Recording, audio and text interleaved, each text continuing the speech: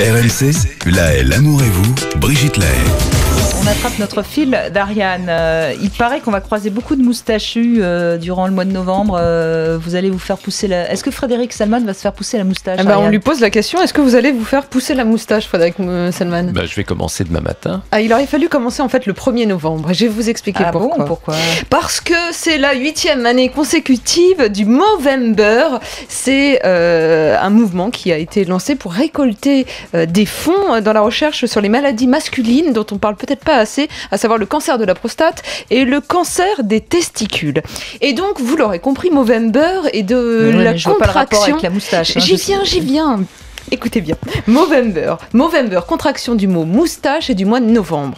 On invite donc tous les hommes à porter la moustache pendant un mois. Il fallait commencer le 1er novembre, se la faire pousser sans jamais la raser, parce que votre entourage va s'étonner de vous voir avec une moustache. Frédéric, vous n'avez peut-être jamais porté de moustache, et tout d'un coup, vous avez une moustache. Et c'est l'occasion, comme ça, de pouvoir parler du cancer de la prostate et des testicules. Je vais être malheureuse, j'aime pas les hommes à moustache. Non, mais vous savez que c'est bon pour la santé, j'ai lu ça. De quoi, la moustache? La moustache. À manger. Je ne sais pas si j'irai jusqu'ici, mais en tous les cas, ça prévient de formes d'asthme, d'allergie, parce que les petits poils de la moustache vont pouvoir filtrer l'air et empêcher par conséquent les allergènes de pénétrer dans vos narines. Donc même si vous n'aimez pas trop les moustaches, elles vont être bonnes pour votre santé. Et... mais j'ai pas non plus envie de me faire pousser la moustache, Ariane.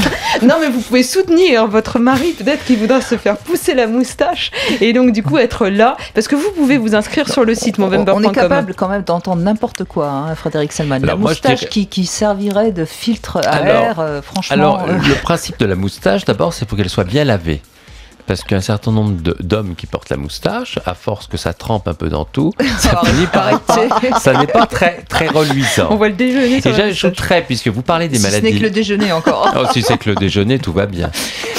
Maintenant, si on parle des cancers masculins, alors c'est vrai qu'il soulève un vrai sujet, entre parenthèses, c'est que les cancers de la prostate touchent à 80 ans aujourd'hui, 80% des hommes ont des cellules cancéreuses dans la prostate. Mais ce qui est intéressant, c'est qu'en Asie, dans les zones rurales, ou en Afrique en zone rurale, ils n'ont que 10%. Mais quand ils migrent en Europe ou aux États-Unis, et quand ils migrent dans nos pays, ils passent à 80% 10 ans plus tard. Donc ça veut dire qu'il y a des facteurs environnementaux. Et quant au cancer du testicule, c'est un cancer de l'homme jeune, avant 30 ans. Et souvent on dit oui, il y a plus de cancer parce qu'il y a plus de diagnostics et puis parce qu'on vit plus longtemps. Taratata, c'est pas vrai, puisqu'en fait le cancer du testicule touche l'homme jeune, c'est facile à diagnostiquer à la palpation, ce qui veut dire qu'en définitive il y a un autre facteur qui joue aujourd'hui. Alors on met en garde notamment, on s'aperçoit que la fertilité diminue. Quelques conseils pratiques: évitez de mettre le téléphone portable dans la poche et ne mettez pas votre ordinateur portable, messieurs, sur vos genoux quand vous travaillez, ça réchauffe les choses. Donc il ne faut pas. Il y a plein d'indications comme ça sur le site movember.com où vous en saurez un peu plus au niveau de la prévention. Vous êtes déjà 18 000 en France à vous être inscrits sur le site, et vous avez même des stars qui se sont mobilisées, notamment, et ça Vincent Moscato pourra peut-être nous le confirmer, des rugbymen du top 14 qui ont même fait une vidéo en montrant qu'ils se font pousser la moustache pour soutenir encore une fois tout ce mouvement et récolter des fonds. D'accord, récolter des fonds, oui, c'était ça évidemment l'objectif. Bien sûr. Bon, Frédéric, on verra si dans un mois vous avez la moustache. Oui, écoutez, en tous les cas, c'est bien d'éveiller les choses, c'est d'éveiller pour la prévention, notamment, parce que c'est vrai qu'on a ces cancers, il y a la fertilité qui chute, et il faut penser aussi à des petits gestes très simples pour optimiser les choses. Merci Ariane, on se retrouve dans un instant avec une autre célibataire qui s'appelle Isabelle, et vous pouvez bien sûr vous aussi nous appeler au 3216 si vous avez envie de témoigner. RMC, l'amour et vous. Et un petit tour du côté de rmc.fr. C'est Ghislain qui nous envoie ce mail. Je suis pour l'instant encore célibataire et je vis encore chez mes parents, et j'ai cru comprendre qu'il fallait vivre un peu seul avant de se mettre en couple.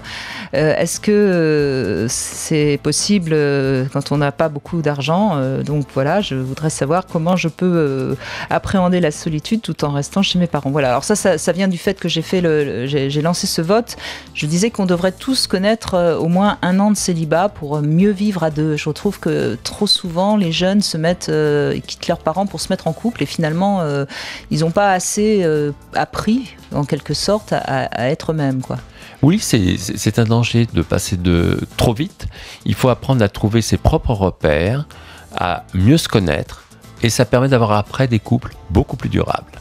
Absolument. Alors, en concernant Ghislain, bien sûr qu'il y a maintenant les contingences matérielles, mais on peut très bien aussi vivre chez ses parents, mais ne pas être collé à ses parents, hein. On peut aussi être un petit peu plus indépendant. Je pense que c'est ça, c'était ça un peu le message que je voulais transmettre. Oui, de vivre, parce que parfois sur le plan économique, pour les jeunes, c'est plus pratique, c'est plus facile, mais en même temps, de garder une distance, je veux dire, qui permet d'être libre aussi, ce qui est essentiel. Voilà, et puis on peut aussi vivre à plusieurs ados justement dans un appartement. On peut aller vivre chez des personnes qui louent une chambre. Enfin, il y a des tas de moyens maintenant, et on voit bien d'ailleurs que la société s'adapte aux difficultés matérielles en trouvant des tas de solutions. Oui, il y a beaucoup de solutions, il y a beaucoup de choix, et notamment les jeunes qui se mettent à plusieurs pour partager un appartement, c'est formidable. J'ai vu même avec des personnes âgées qui ouvrent leur appartement. Oui. Qu'est-ce que ça fait du bien aux uns aux autres, puisque le grand risque pour une personne âgée, c'est quand elle n'est pas stimulée. Exactement. Et là, avec des jeunes dans l'appart, je peux dire que ça stimule. C'est sûr, plutôt que de rester toujours chez papa, maman.